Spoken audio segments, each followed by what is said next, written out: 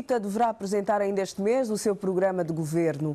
Durante o ato político de massas que assinalou o lançamento oficial da pré-campanha eleitoral do Partido do Galo Negro, Adalberto Costa Júnior apontou a alteração da Constituição da República, a convocação de eleições autárquicas e a criação de 2 regiões autónomas como sendo as principais linhas de força do seu partido. O campo adjacente à Esfilda, no Kazenga, foi o palco escolhido pela segunda maior força política do país para o lançamento oficial da sua pré-campanha rumo às eleições de agosto próximo.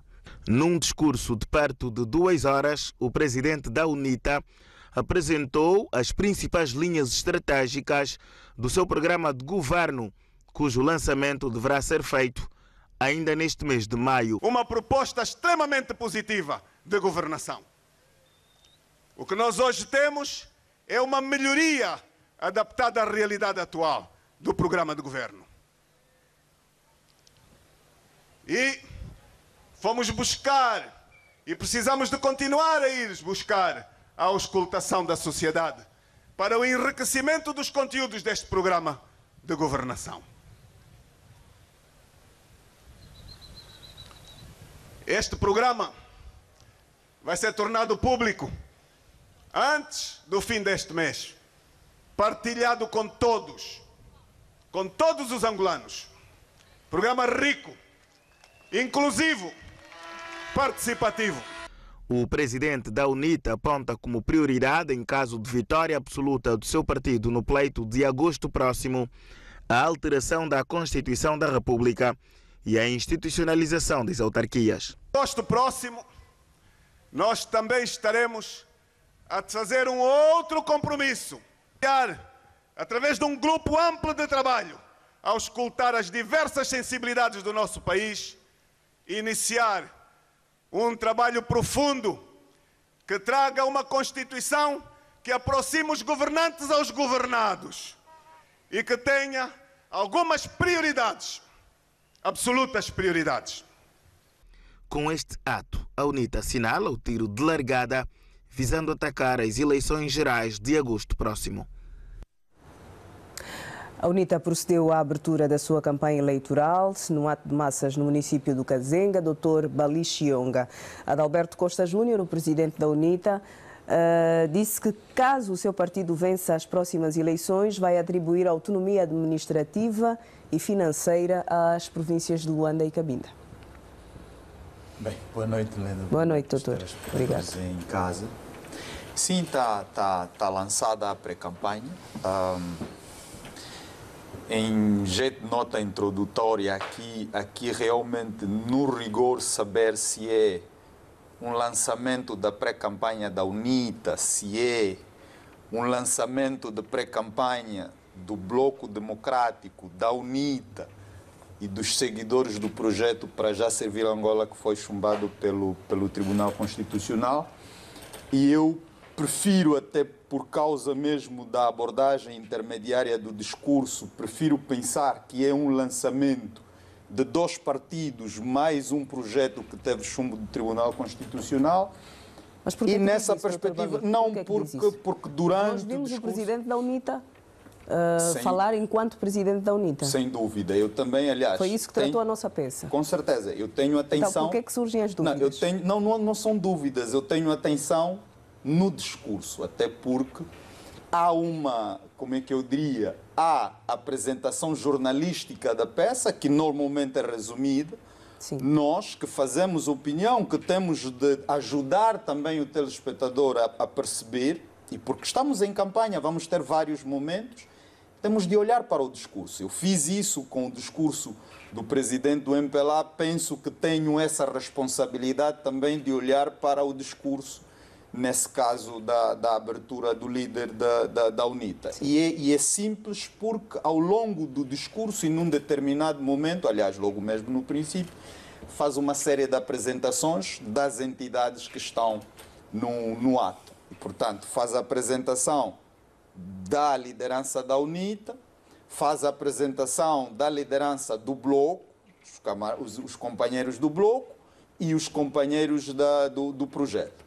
Depois, faz então outra apresentação Frente Patriótica, ou seja, é uma espécie de dupla apresentação. Apresentam os mesmos, depois, um segundo momento, os mesmos. Então, fico com dúvidas e eu prefiro pensar que é este movimento, são dois partidos e é o projeto que lançam.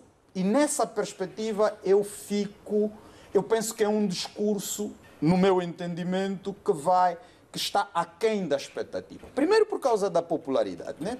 Se estamos a falar de dois partidos da oposição, mas um projeto, acho que devia ter mais, e a minha expectativa era que Kazenga ia parar e Luanda, enfim, iria parar. Olhando para Luanda como a maior praça, penso que está um pouco aquém. Depois, voltamos então para o discurso, onde tem estes elementos da autonomia para Cabinda e Luanda. Por acaso fala de Lunda também, e depois fala de administrativa metropolitana de Luanda. São três no discurso, até porque eu tenho o discurso. Eu penso que nessa perspectiva, uma melhor assessoria provavelmente iria ajudar o líder a perceber que há normas pétreas na Constituição que não devem ser alteradas por causa da não alteração da forma do Estado, que é o Estado unitário. Isso é preciso ver e, portanto, olhar para a autonomia, que não se resuma, por exemplo, na questão de numa espécie de mais descentração e mais desconcentração, e que venha alterar o tipo, a estrutura do Estado. Penso que está protegido constitucionalmente. Depois, claro, eu penso também, e porque o discurso fala de mais educação, de mais saúde, eu penso que é um plágio do Plano Nacional de Desenvolvimento. E eu até, como tenho mesmo de dizer isso, porque eu li o discurso e conheço o Plano Nacional, eu peço então os telespectadores para irem consultar o Plano Nacional, da página 101 à página 228, e vão encontrar essa questão de mais escola, mais saúde. Sim, mas as preocupações existem e acredito que... O que eu estou a dizer é, se nós temos um programa, e porque estamos a falar da luta democrática, primeiro, ter a honestidade de dizer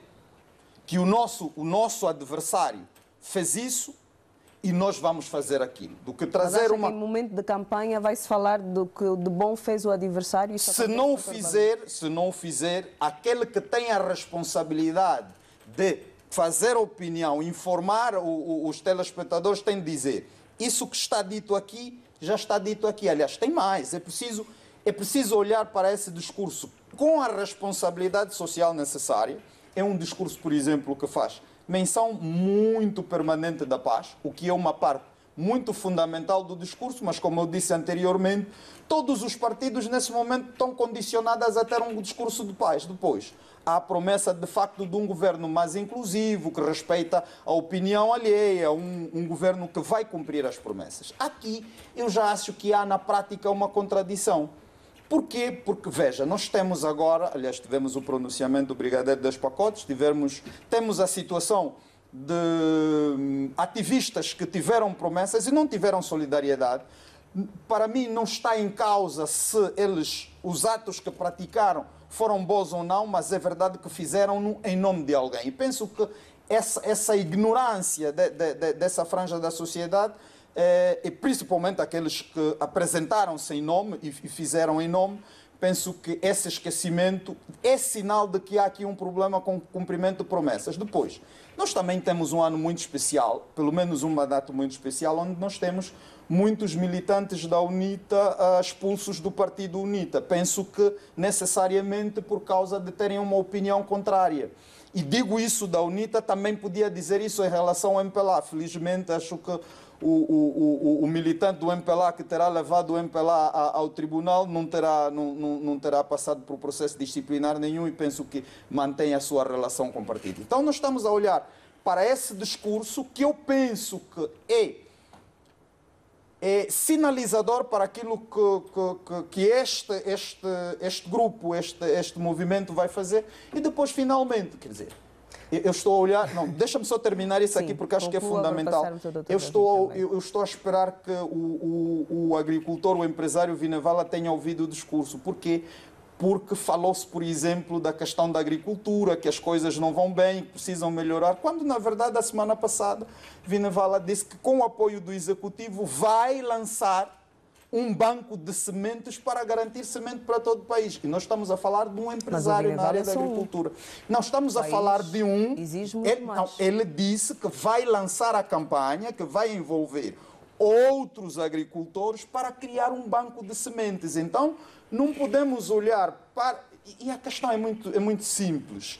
Eu não estou a dizer e nem devo dizer que os partidos políticos não devem ter intervenção, mas a honestidade é fundamental, porque é como se nós tivéssemos começar o país se a UNITA vir a ser poder. Não estamos a começar. Já volto a si. Quero ouvir também o Dr. David Mendes em relação a esta intervenção de Adalberto Costa Júnior. Foi um discurso de aproximadamente 2 horas para deixar vincada a sua opinião e o seu pensar país e pensar governo, caso vença também as eleições de agosto. Quero ouvir.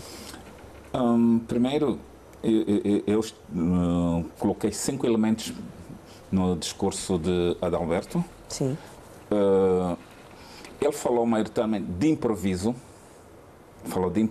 Foi repetitivo, cansativo e não inovador. Eu acho que quem quer falar de improviso não é para qualquer um. É preciso ter estaleca para falar de improviso.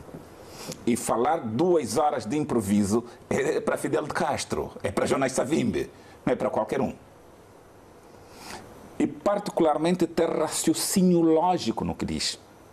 E veja que ele falou de uma coisa que o público até contrastou, e ele disse, não, era para vos enganar, ou para vos testar. Quer dizer que faltou-lhe discurso lógico em determinados momentos. Foi muito populista, né? Foi um discurso populista, um discurso que não foi capaz de delimitar onde começa a UNITA e onde termina o FPU. Quer dizer que estava na mesma panela, era um sarrabulho, como nós chamamos, de UNITA e FPU. Por esta altura é importante que se comecem a definir as coisas, por assim dizer, até para não confundir o eleitorado? É importante porque se está a falar de uma FPU. Essa FPU o que é? É algo que não vai aparecer nunca. Quem vai aparecer é a UNITA. Será que os militantes do Bloco Democrático, os seguidores da Abel, vão votar na UNITA? É uma questão que ninguém pode confirmar. Porque o facto de ser de um partido não significa que automaticamente vai votar no outro em que a direção se vinculou. Deixa-me ir nos elementos que ele... Para mim, os 5 principais elementos que eu trouxe para o seu discurso. O primeiro elemento que ele traz, revisão constitucional. Ele disse que se ganhar as eleições, vai promover a revisão constitucional. Para promover, para efetivar a revisão constitucional, precisa de 2/3 dos votos. E eu não acredito que a UNITA vai fazer um milagre para ter 2/3 dos votos no Parlamento. Tem que ser um milagre, e milagre não vai acontecer. Por isso, é uma falsa promessa. Ele pode dizer que vai voltar a levar essa questão à discussão popular, ou à discussão no Parlamento, sim. Mas induzir as pessoas a pensarem que a UNITA terá 2/3 dos lugares no Parlamento para alterar a Constituição e levar a um presidencialismo com votação direta.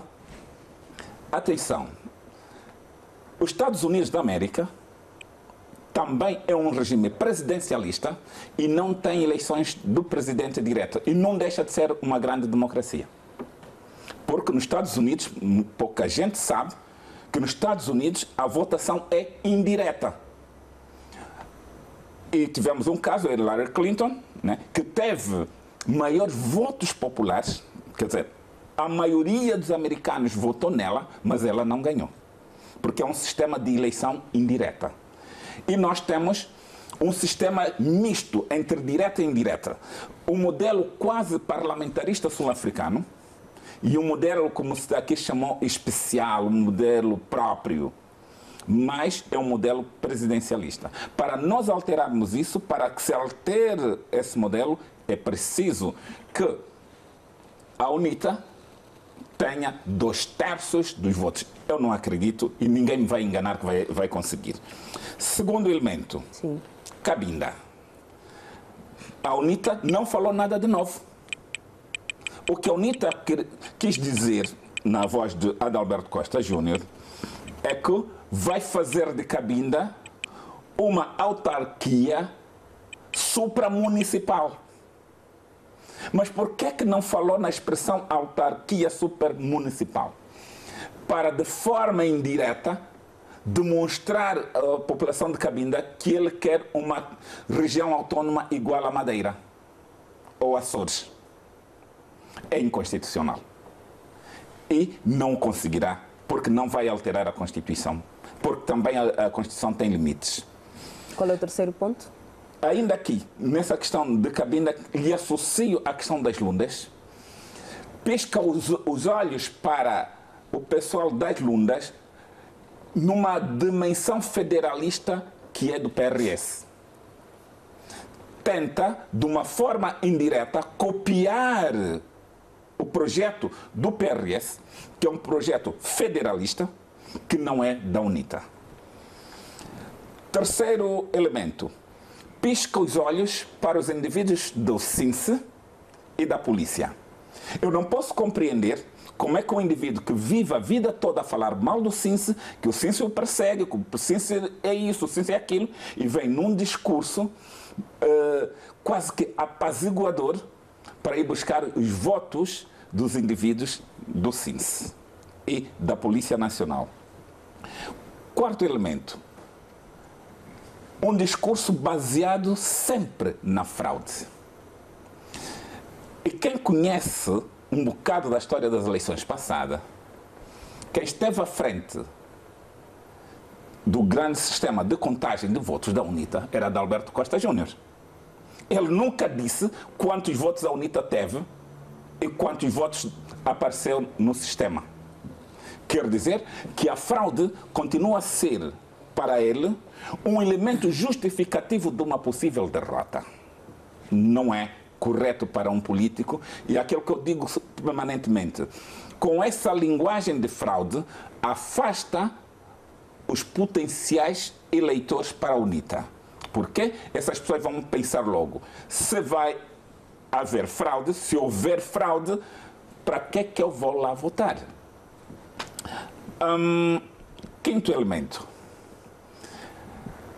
Num discurso muito vago, Adalberto Costa Júnior passou a mensagem que a UNITA deixa de ser um partido de esquerda e passa a ser de direita.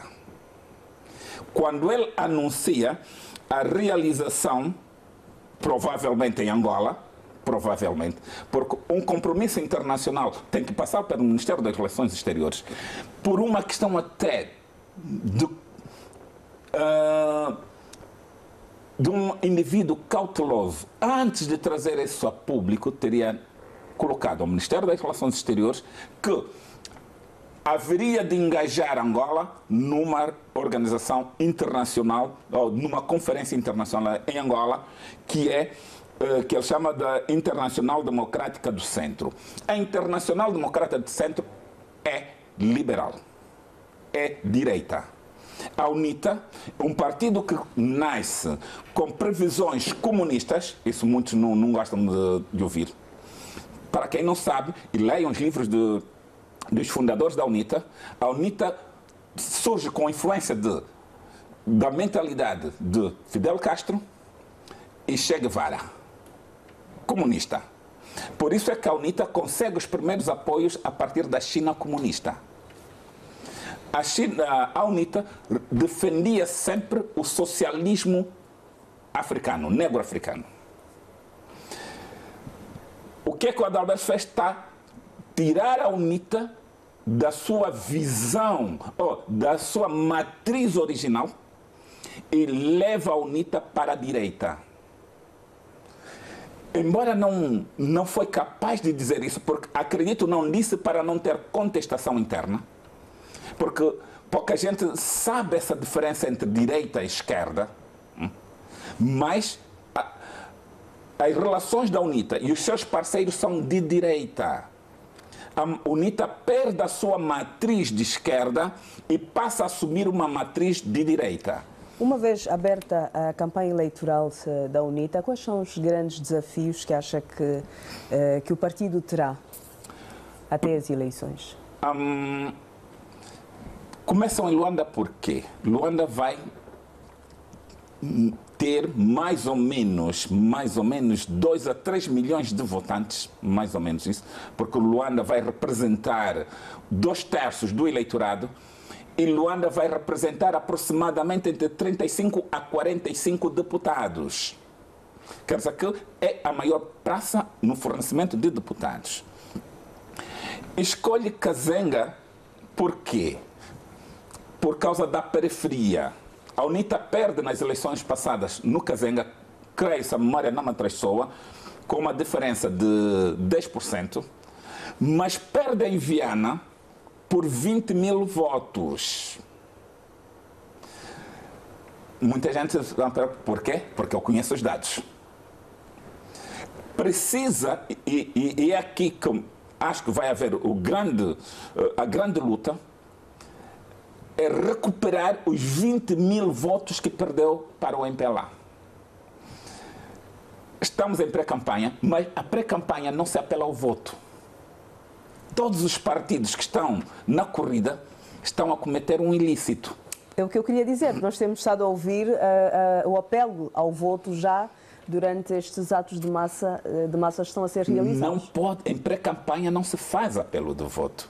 Não é campanha. É aí que os órgãos da administração eleitoral, particularmente o Tribunal Constitucional, que nessa altura passa a ser o Tribunal Eleitoral, deveria chamar a atenção aos possíveis concorrentes, porque ainda não são, porque só serão concorrentes aqueles que forem aprovados, são pretendentes ao pleito. Quando diz aprovados, o que é que quer dizer? Validados pelo Tribunal, é isso? Todos os partidos que pretendam concorrer às eleições deverão fazer a recolha das assinaturas, a entrega das listas dos seus candidatos e o Tribunal Constitucional, nas vestes de Tribunal Eleitoral, validar ou não. Validado, concorre. Não validado, não concorre. Então, ainda não são concorrentes. Não sendo concorrentes, não podem fazer apelo ao voto. Doutor Balixionga, dá para perceber que teremos uma campanha eleitoral bastante movimentada? Sim, bastante movimentada, sim, mas eu já olho... Aliás, esse é um sinal, é verdade que ainda vamos ter mais movimentos, mas eu vejo aqui um desequilíbrio grande de forças. Eu volto a falar, é verdade que a presença de amigos, simpatizantes e militantes dos partidos não definem, em princípio, aquilo que vai acontecer, mas são um indicativo importante. Mas vimos surpresas acontecerem pelo mundo também. Naturalmente, por isso é que eu digo, são um indicativo importante. E numa pré-campanha, no lançamento da pré-campanha, eu tenho mesmo de confessar pessoalmente que fiquei atento e esperei uma moldura maior. Aliás, estou mesmo a falar que não é só a UNITA, e reconfirmo, há mais do que isso. Estamos a falar do Bloco Democrático também, estamos a falar dos seguidores de Abel Vucu-Vucu, então estamos a falar de um movimento que não é um partido. E quando, do ponto de vista da população, aliás, porque o secretário provincial do MPLA, Bento Bento, terá também feito campanhas que mais ou menos se comparam, isso é um sinal. Agora, é verdade que os candidatos, os partidos, vão fazendo inovação porque, naturalmente, esta situação, que para mim está aquém daquilo que era expectável, vai merecer a avaliação dos políticos e fazer melhor. Agora, eu penso que um desafio fundamental para todos os políticos, aliás, são os políticos que têm vindo a dizer que o eleitor angolano tem outra consciência. É capaz de ler, é capaz de perceber, indagar e refletir. Então façam-nos um favor, os políticos, não é? não venham, assim, não nos vendam sonhos, não nos digam aquilo que não se realiza. Mas não é o que tem Primeiro. estado a acontecer um pouco? Não, mas não se deve fazer isso, veja. Tem de dizer o que fez, por exemplo. Lá, abro aqui uma nota para dizer o seguinte. É verdade que a UNITA não tem obra. Não tem. Em relação ao MPLA, por exemplo, tem essa desvantagem. Nunca foi governo. Mas a UNITA pode também dizer o que é que fez no Parlamento. Pode dizer assim, olha, nós participamos na elaboração dessa lei, aquela lei vai dar naquilo. Por quê? Porque, veja, era bom, por exemplo, dizer aos telespectadores que, por exemplo, permanentemente a UNITA não aprova o orçamento, mas não deixa de pegar o dinheiro do erário que lhe pertence. Não, deixa-me terminar. Não, a questão é a seguinte. Não, a questão é a seguinte. E por isso é que, como aquilo acontece lá no Parlamento e nós não estamos lá, há coisas que nós temos o direito de saber. E desculpa, eles estão lá e não podem só criticar o governo.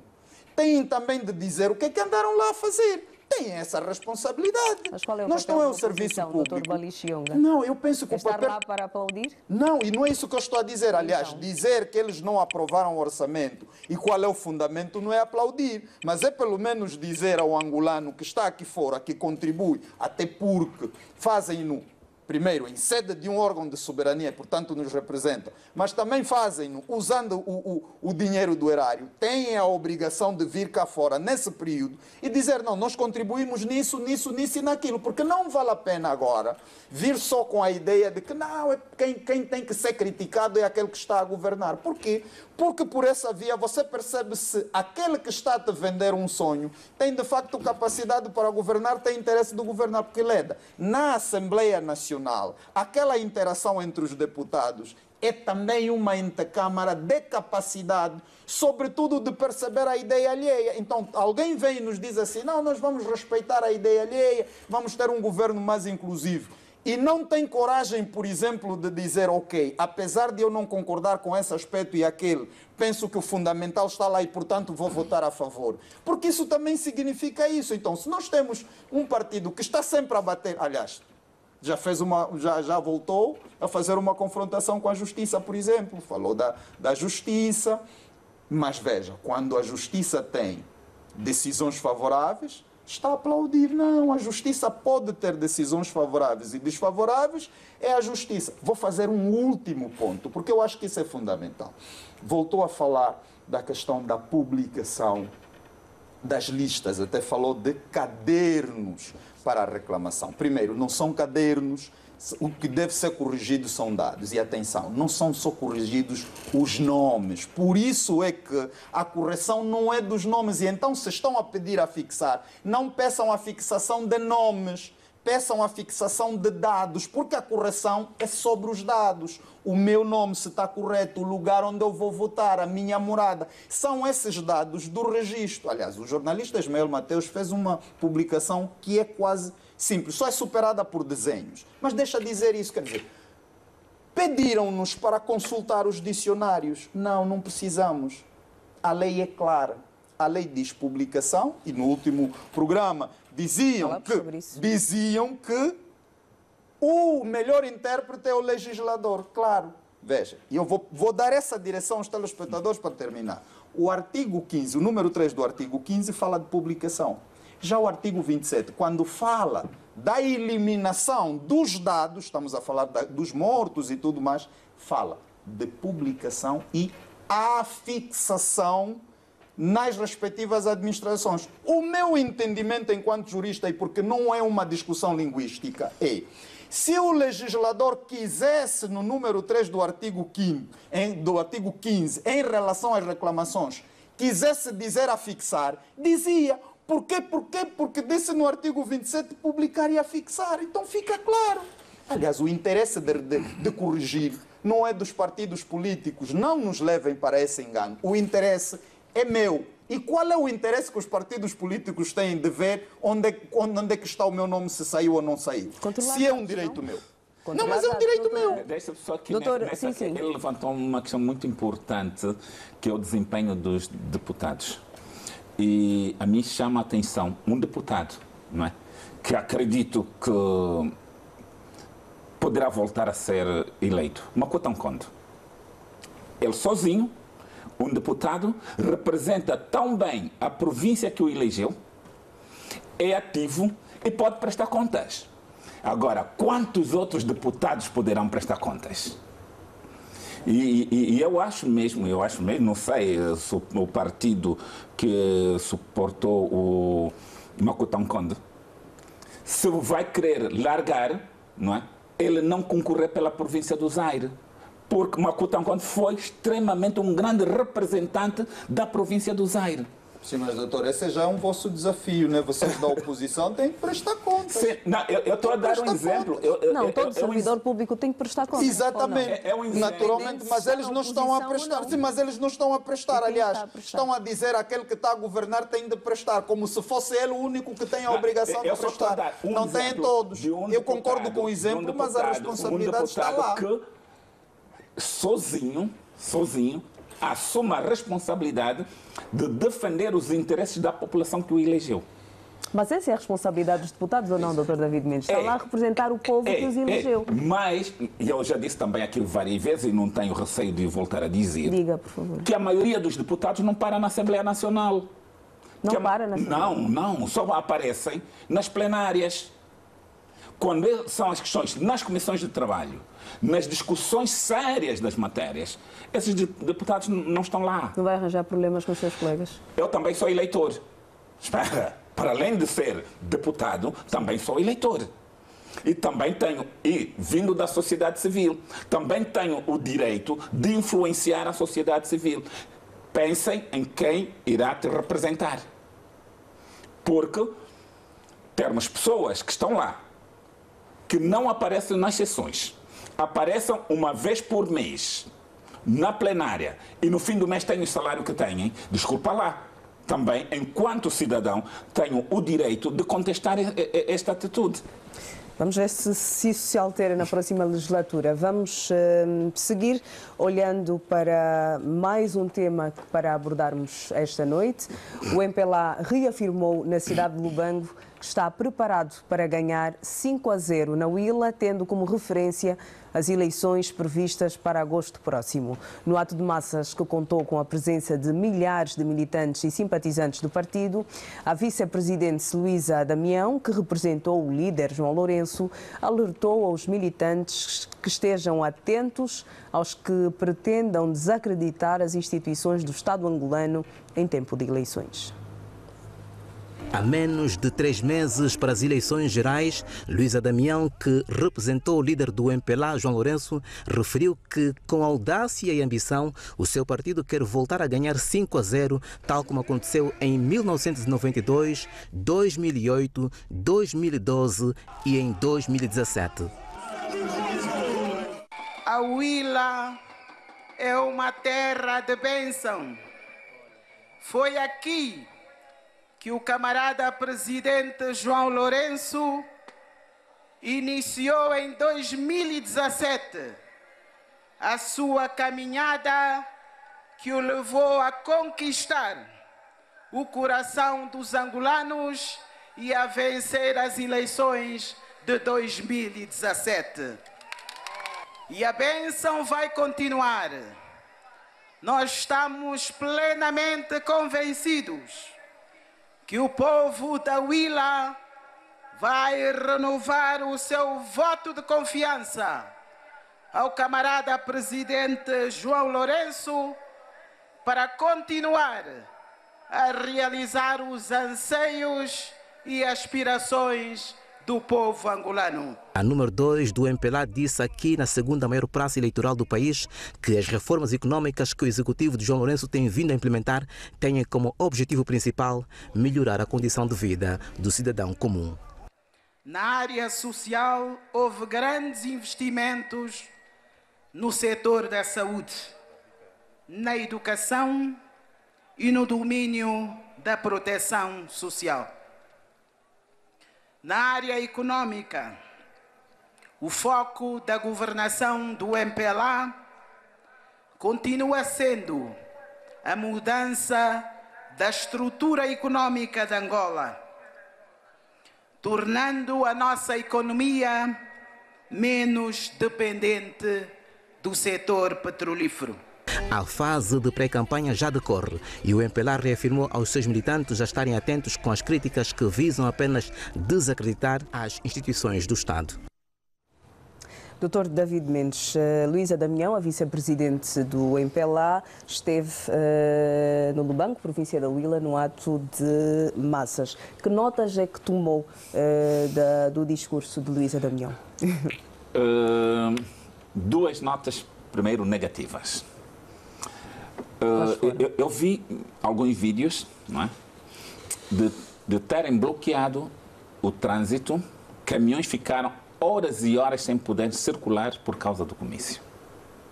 Para mim, isso é uma nota negativa. Não podem retirar o direito de livre circulação das pessoas por causa de um comício. A polícia falhou.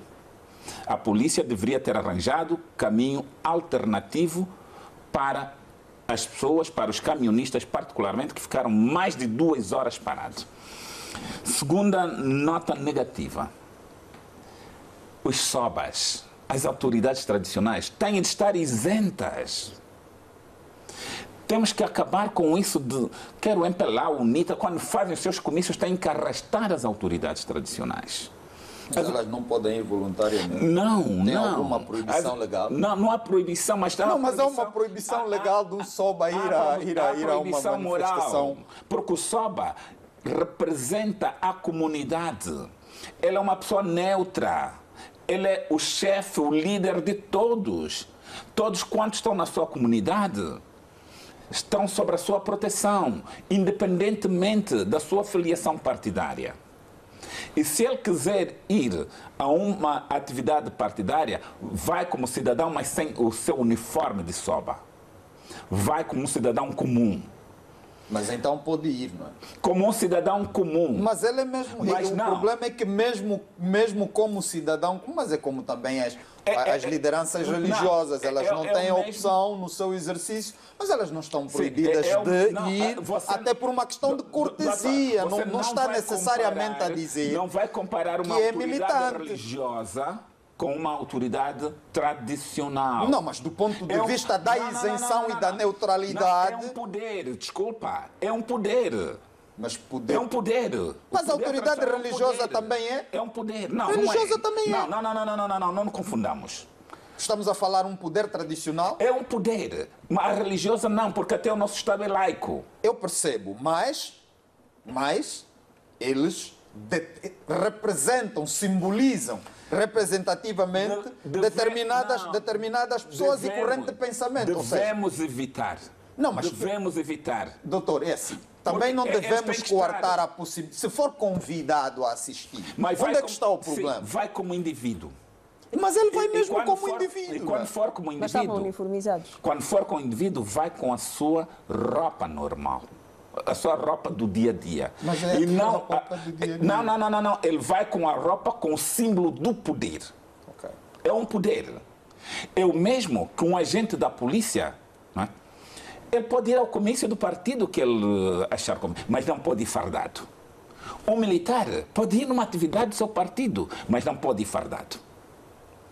Precisamos, e o MPLA tem a responsabilidade por ser o partido governante. Mas por que é só o MPLA? Porque isso é para todos os partidos. Aliás, é uma questão de sensibilização. Quer dizer, é muito especial atacar o MPLA nesse sentido, não é?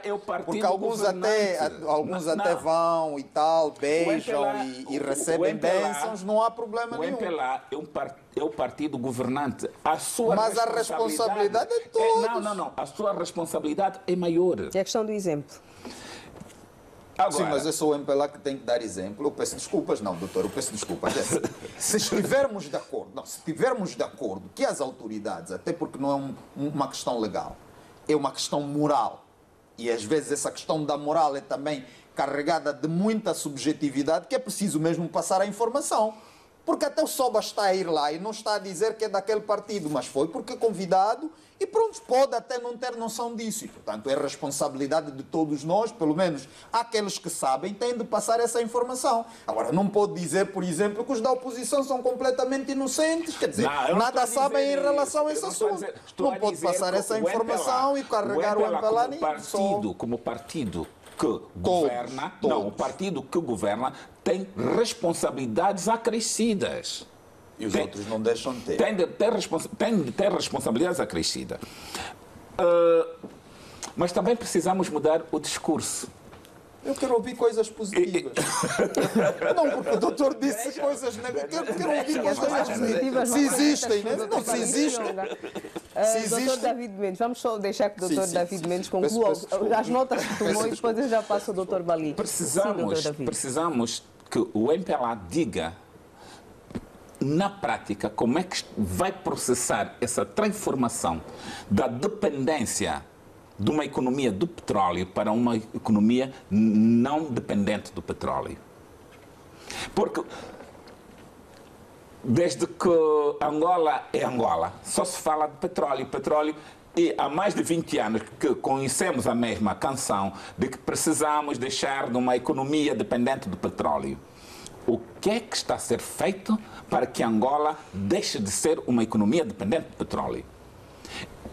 Esta não é hora de dizer o que os sonhos, são os resultados. Mas não ouviu falar dos resultados. Quer dizer, o MPLA também é daquele partido que, em relação a resultados, quer dizer, faz uma 24 horas do programa só com resultados. Estão lá. Por exemplo, na Huila, eu queria ouvir, porque na Huila são 224 projetos de PIB. Deixa eu dizer o seguinte, os números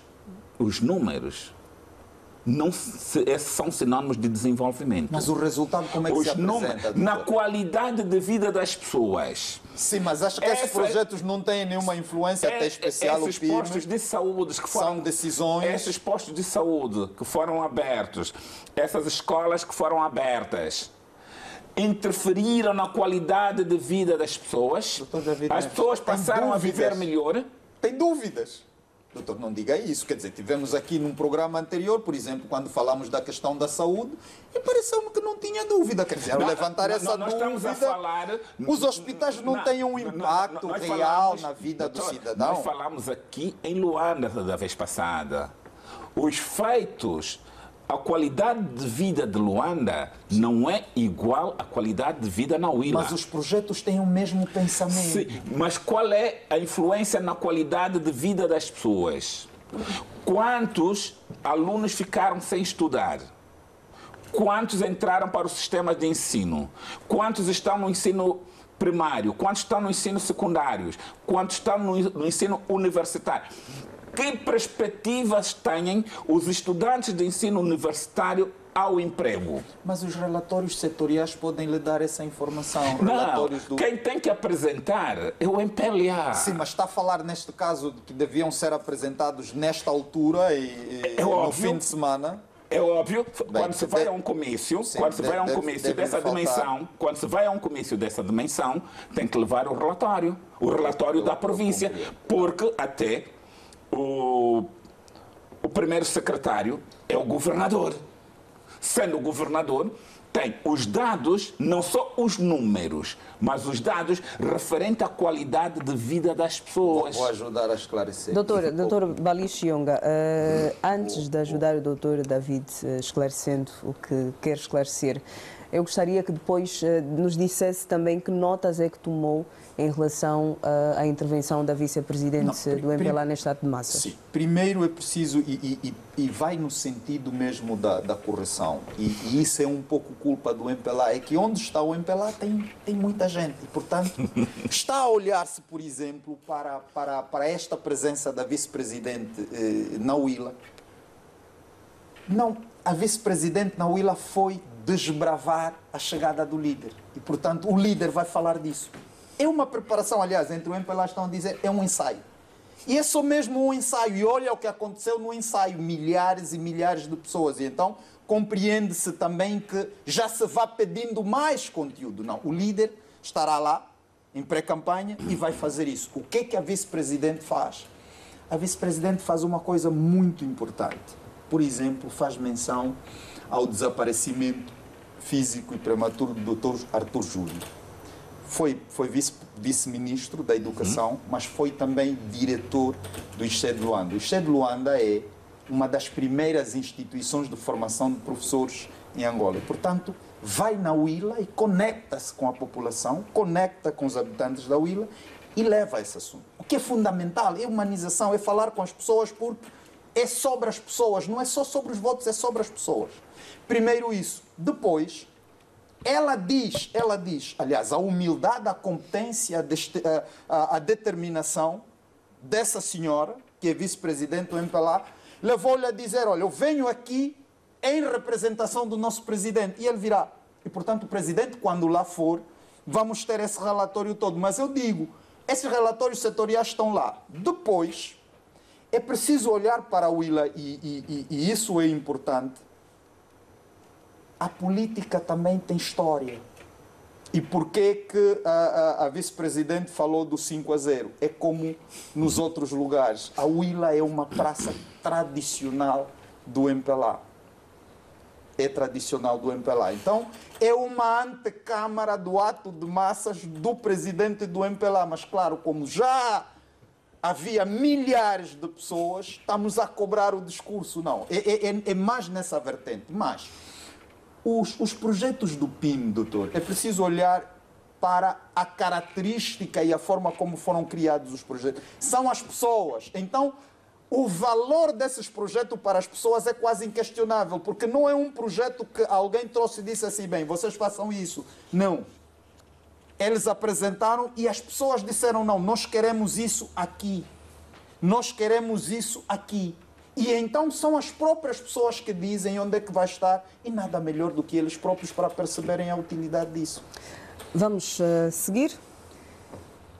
O ex-presidente da República afirma que a única entidade autorizada a falar sobre o seu estado de saúde é o Dr. João Afonso, seu médico pessoal, nos últimos 16 anos.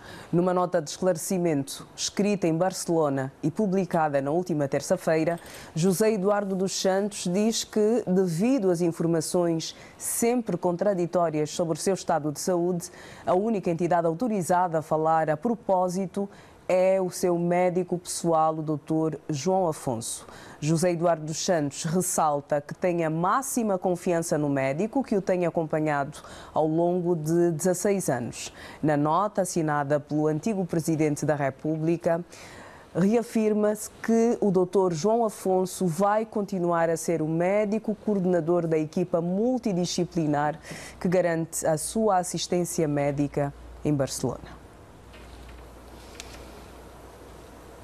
Dr. Balixionga, era necessário haver este esclarecimento, fruto das especulações que fomos ouvindo em relação ao estado de saúde do ex-presidente José Eduardo dos Santos? Infelizmente.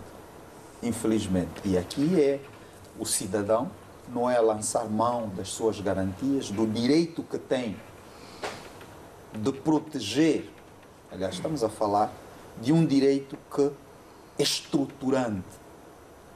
O nosso Estado baseia-se na dignidade da pessoa humana. E, Leda, eu digo, nós precisamos de educação.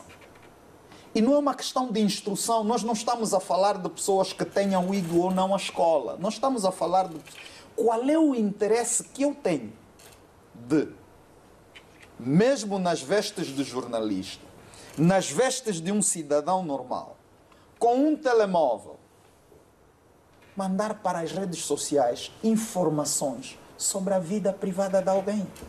Por quê? Qual é o interesse? Ou seja, depois o que é que eu ganho com isso? Quer dizer, nós estamos numa sociedade de puro espetáculo, como diz Habermas, mas nós precisamos colocar limites nisso. E, infelizmente, teve de ser feito esse pronunciamento, porque num país onde, e eu repito, gente educada. Não precisa ser instruído, só precisa ser educado e perceber. Mas como é que há coisas... Como é que se chega a gente educada? Por isso é que eu estou a dizer... Teremos falhado em alguma coisa. Sim, mas também é porque nós não estamos a deixar levar. Veja, eu disse aqui uma vez, as redes sociais são sedutoras. E nós temos, infelizmente, por algum complexo qualquer, quase uma necessidade, um desejo de estar presente nas redes sociais. E então temos que trazer sempre alguma coisa, e sobretudo alguma coisa que vai dar ou likes ou dislikes, porque veja, há pessoas que vão nas redes sociais, publicam alguma coisa, que sabem exatamente que vão ser atacados, mas até os dislikes, o ataque, a repreensão, cai-lhes bem. Então não estamos mal. Mas eu penso que precisamos, e por isso é que essa nota, infelizmente, é oportuna para quê?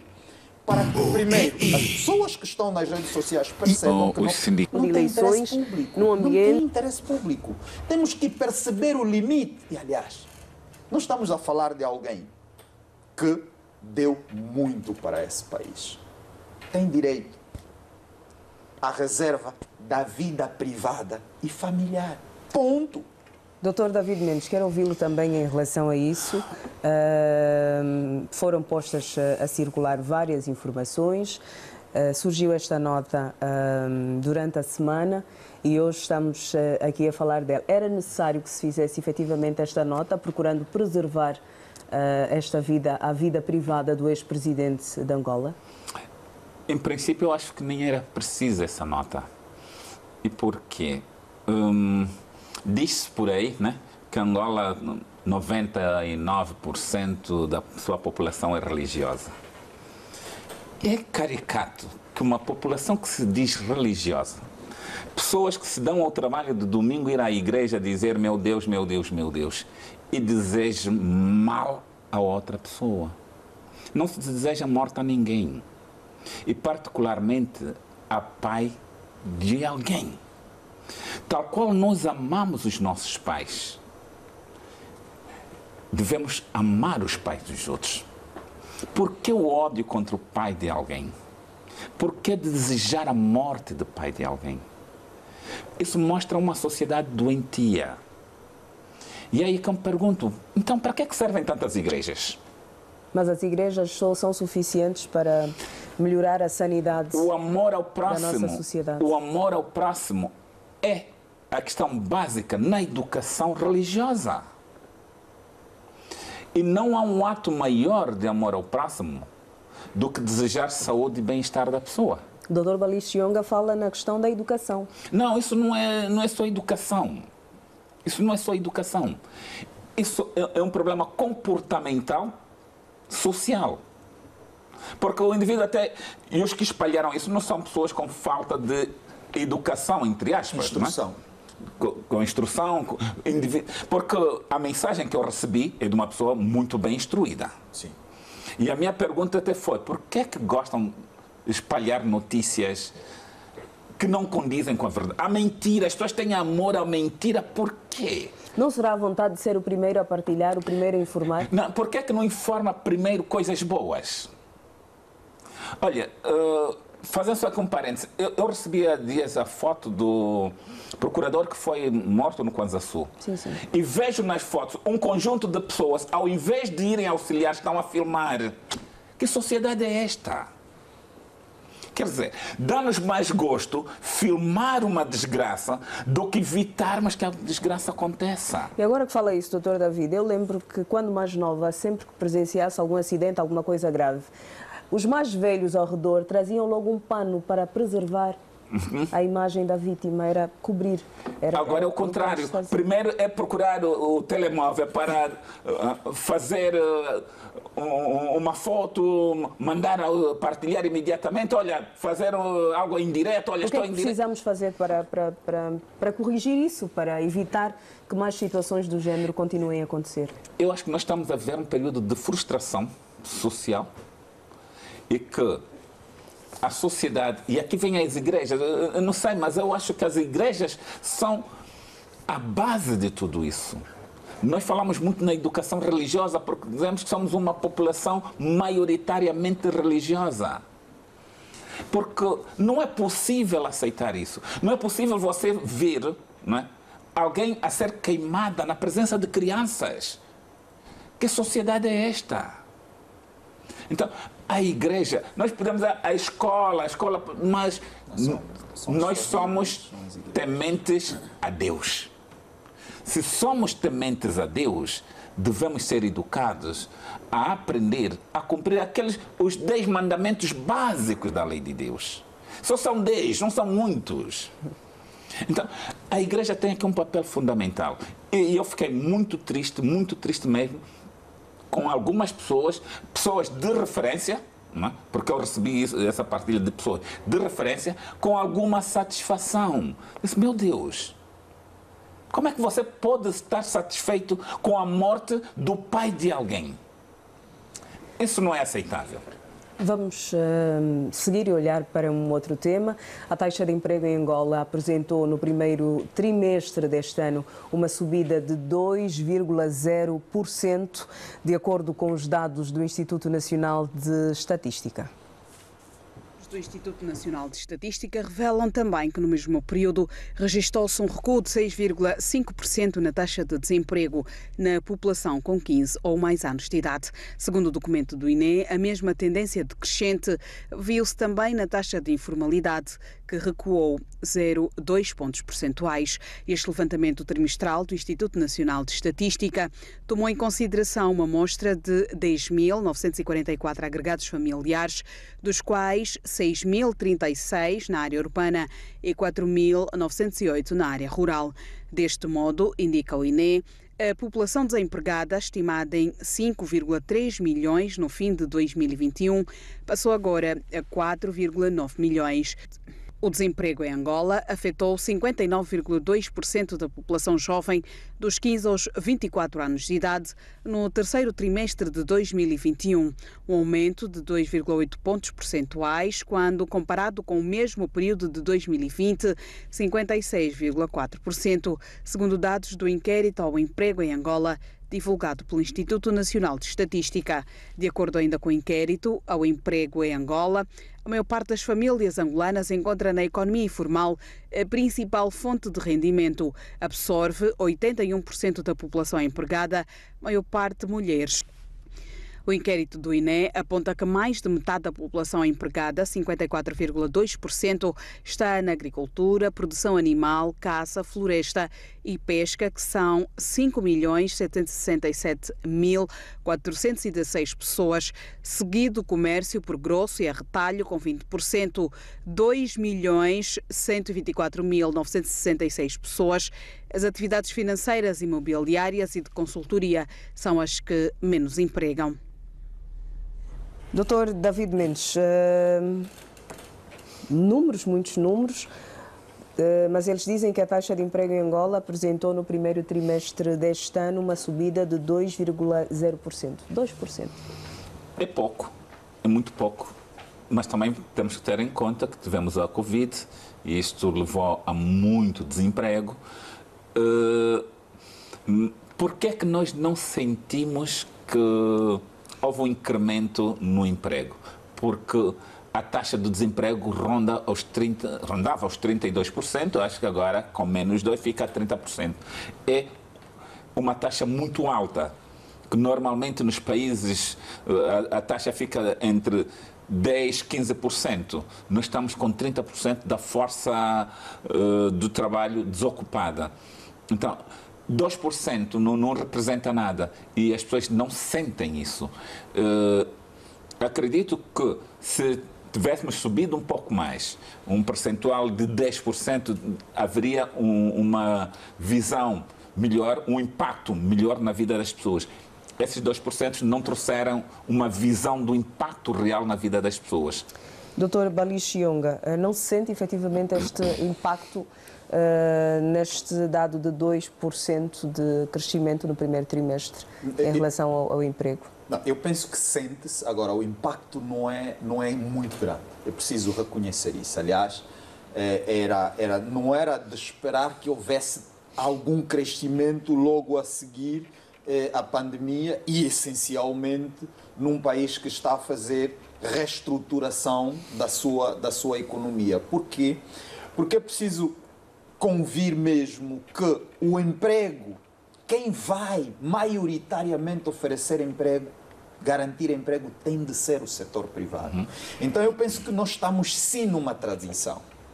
Embora não seja perceptível o impacto, assim, genericamente, grandemente, mas é preciso olhar para aquilo que fez com que esses 2% acontecessem. E eu penso que isso é que é importante. E eu vejo dois elementos principais. Sim. O primeiro é a própria conjuntura de um melhor ambiente de negócios que Angola se colocou. Nós temos hoje um país mais credível internacionalmente. E isso significa que é atrativo para os investidores, quer nacionais, quer estrangeiros. Mas nós temos também um grande movimento de empreendedores. Nós temos muitas iniciativas individuais de práticas no mundo do comércio. Isso é fundamental. Mas depois vem o outro elemento, que é o PAP. O PAP, que é o Plano de Ação de Promoção da Empregabilidade, tem dois elementos. Leda sabe que os empregadores não gostam de experimentar. Os empregadores não gostam de experimentar, eles querem pessoas que têm experiência. E a questão da experiência de trabalho para o primeiro emprego é um problema. Então o PAP vem resolver esse problema dando estágio, o que significa, se eu vou fazer estágio numa empresa, e porque a empresa não paga isso, mas o Estado assume essa responsabilidade por via desse programa, eu tenho a possibilidade, no fim do estágio, ter esse reconhecimento e ter emprego. Então eu penso que esses dois elementos são de facto fundamentais. Já que tem a palavra, o seu 1 minuto. O meu minuto hoje vai para o desporto outra vez. Eu vou insistir nisso, até porque estamos a falar de emprego. O desporto nesse país vai dar muito emprego. Nós somos um país jovem. O próximo campeonato, primeiro dizer que o Petro está a fazer um desempenho muito importante na BAL. É importante dizer isso e repito, não sou adepto do Petro de Luanda, mas sou admirador daquilo que está a acontecer e como angolano devo parabenizar. Depois, Benguela e Uíge. O Uíge vai ter 2 equipas e Benguela vai ter 3. E veja, em Benguela nós já temos escolinhas, significa investimento na camada jovem. Agora, é de facto desafio que nós tenhamos uma liga, porque a liga vai atrair investimento. Doutor David Mendes, o seu 1 minuto. O meu minuto vai para as estradas que estão sendo reabilitadas em Luanda e gostaria que se tivessem em conta 2 estradas ou 2 estradas secundárias que sai da igreja Kimbangu e vai a Viana, e outra que sai aí na área do Grafanil. São 2 estradas extremamente importantes para descongestionar o trânsito. Nós estamos a ouvir falar de outras estradas secundárias, mas aquelas que acredito são extremamente importantes, como essa que sai do Kimbangu e ela bifoca-se, uma para o Grafanil e outra para Viana, na rua que depois vai dar a comarca, deveriam ter alguma prioridade. Mas com esgotos. Sem esgotos é gastar dinheiro. Obrigada. Doutor David Mendes, doutor